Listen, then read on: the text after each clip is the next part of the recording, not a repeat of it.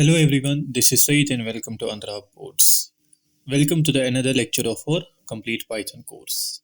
In this lecture, we are going to learn about a really important topic, that is conditional statements. This topic is actually the core of all the programming sessions. If you understand this well, you have the ability to create any functional program. So let's get started. Conditional statements. As the name suggests, conditional statements is a term that is used to describe conditions. Let's see what it says. It says a conditional statement is a statement that allows a program to make decisions based on whether a condition is true or false. Based on whether a condition is true or false. So whenever any Python program makes any decision, it checks a condition, and if the condition is true, it makes that decision, and if the condition is false, it will not make that specific decision. Simply, we would say that a conditional statement tells the computer to perform a task only if specified condition is true. Let's take an example. Say for example, I have a condition here, that is, if the marks of a student are greater than 40, declare pass. It means there is a condition that if a student scores more than 40 marks in a specified examination, then the student has passed the examination. Say for example, here I have two students, that is student and this one is our another student. Right? So here the student has scored 55 marks. So tell me, so our condition is that if a student scores more than 40 marks, then we will declare him pass, or the student has passed the examination. On the other hand, there is a student who just scored 33 marks. Now tell me, what is the condition here? A student will be declared pass only when he scores more than 40, but here the marks are less than 40, that is just 33.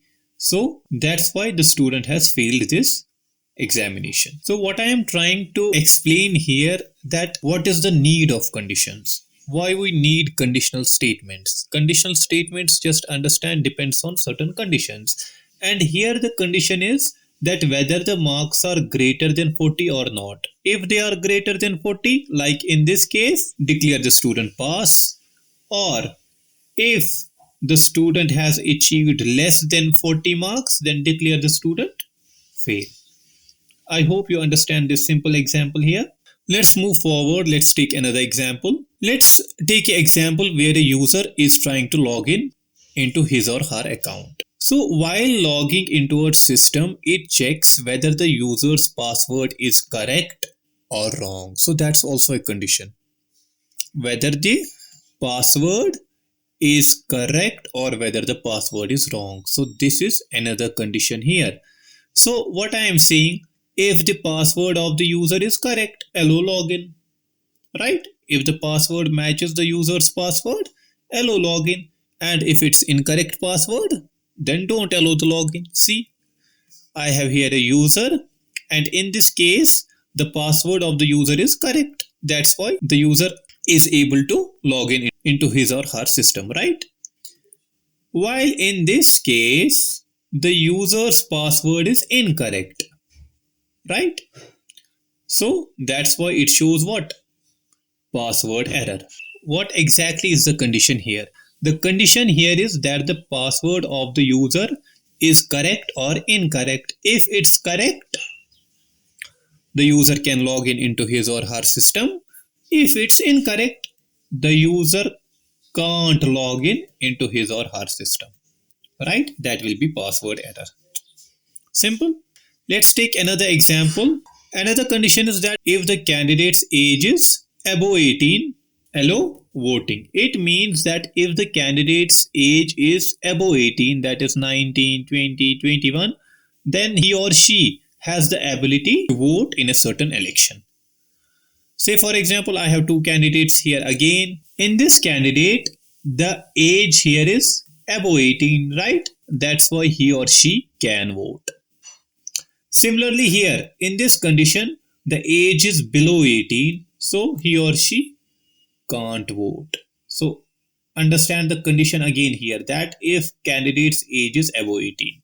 So this is a condition. So understand the conditions, and this is the importance of conditions. The first important conditional statement in our Python programming is if conditional statement. So remember it, memorize it, that first conditional statement in our Python programming is if statement. Remember that both the letters in this if conditional statement is of lowercase, that is small I and small f. They are not in the capital form, they are in the lowercase. So the if statement is the simplest conditional statement in the Python. First point, that this if conditional statement is the most simplest type of conditional statement in Python. It executes a specific block of code only when the specified condition is true. Only when a certain condition becomes true. If that certain condition becomes false, it will not execute that specific block of code. So I am saying it executes a specific block of code only when the specified condition is true. If that condition is false, Python skips that block or will not execute it. Let's see the syntax of our conditional statement first. The syntax of conditional statement is very simple actually. So what you have to do is you have to first write the keyword, that is if. And both the letters of this if statement should be in the lower case. Remember that. Then you have to type the condition, whatever the condition will be. After that you have to use colon mark. Remember that. That is called as colon mark. You have to use it. It's in the syntax of if conditional statement. After that you have to write the statement.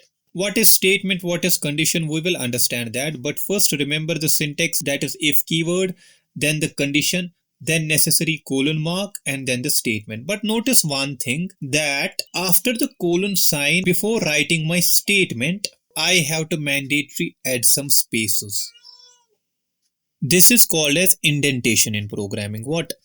Indentation. After the conditional statement, you must have to indent the statement. Typically, we will use 4 spaces. After the if statement line, you have to add 4 spaces before the statement.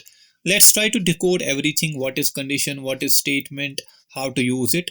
For example, in our earlier example, I said this one, if the marks of a student are greater than 40, declare pass, right? Let's make an if statement of it. See what I did.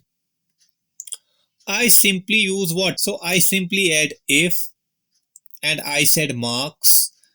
I said greater than 40, right? Because I am checking if the marks are greater than 40, then the student is pass, right? So I am saying if marks greater than a comparison operator 40, then print pass. Now try to analyze our syntax and over this statement. I simply first use the if statement. After that I am using the condition. And what is the condition here? That marks should be greater than 40, right? That is the condition. If keyword and then the condition, that is marks greater than 40, and then this colon sign. Next, what I am doing here, I am writing the statement. Statement is here, that is print pass. So on the screen, what will be printed? Pass. This will be our statement. But again, notice one thing. So I am not writing this statement just below the if statement. I am indenting it first with some spaces, as you can see. Now let's take another example. What was our another example? If the password of the user is correct, allow login. So we will simply do that. I said first if, then password double equals to correct. It is a comparison operator that is used to check whether the password is correct or not. Then print allow login. Again, if is the keyword here. Condition here is what? Password double equals to correct. Right? This is the condition here. And similarly the colon as it is. And then the statement. But what? Statement should be placed after indentation, after some spaces. Not directly just below the if statement, but after placing some indentation.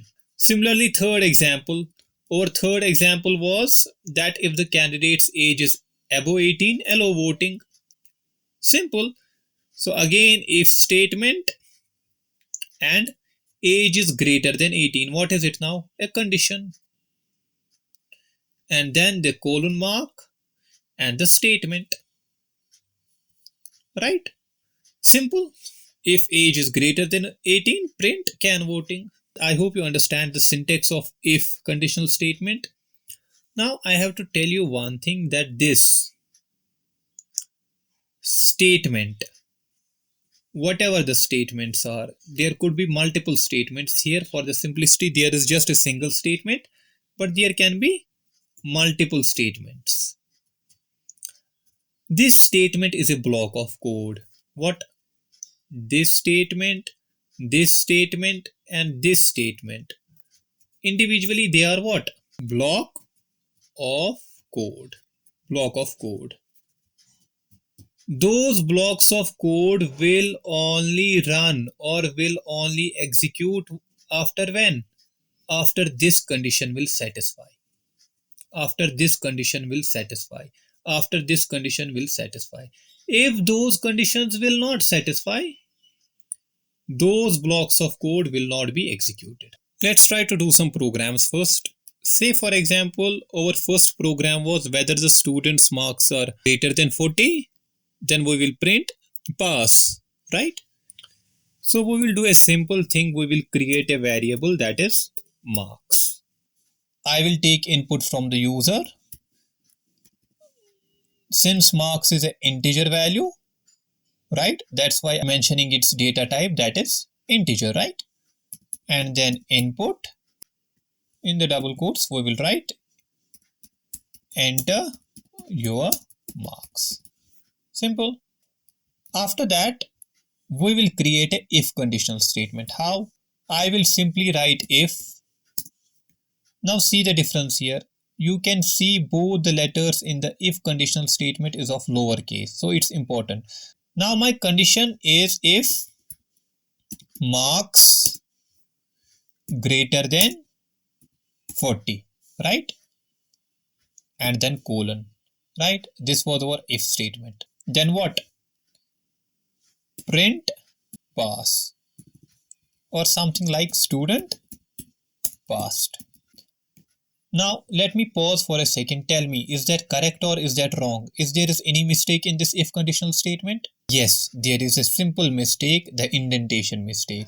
If you write it like this, then you are not placing this statement, that is print student passer, in the if conditional statement. You are placing it outside of the block, outside of the if conditional block. So you must have to indent it by keeping some space between the if conditional statement and the statement below it. Generally, we will use 4 spaces like this. Now, this is the correct way of using the if conditional statement. You mention the if keyword, you set the condition, that is marks greater than 40. Now you use the colon mark, and after that you print the statement, that is print student passed. Simple. Now let's try to run the program. See what happens. So it says me enter your marks. For example, if I say 55, now tell me, condition satisfied or not? My marks are 55, greater than 40, then it should say student passed. When I press enter, see, it prints student passed, right? Now say for example, if I enter my marks just 33, now tell me, is that satisfies the condition or not? Is that greater than 40? No, it is not. When I enter this, it will print nothing. Okay? It will print nothing. So this statement is executed. That is, this print statement is executed only when the condition, that is marks greater than 40, is satisfied. If the condition is not satisfied, it will ignore that code. Python won't run this code. Let's try to create another if statement. See, I can create multiple if statements. If marks less than 40, Initially, I said if the marks are greater than 40, then print student passed. Now, if they are less than 40, what will I print? Student failed. Again, indentation mark, that's it. Now, if the marks are above 40, it will print student passed. And if the marks are below 40, it will print student failed. Let's try to run the again program, that is, see, enter your marks. Say for example, I write 89. 89 is way above than 40. Then this block of code will run, right? When I press the enter, student passed. It means this block of code is executed because the condition satisfied here is above 1, that is the marks are greater than 40, and this whole block is ignored because the marks are greater than 40.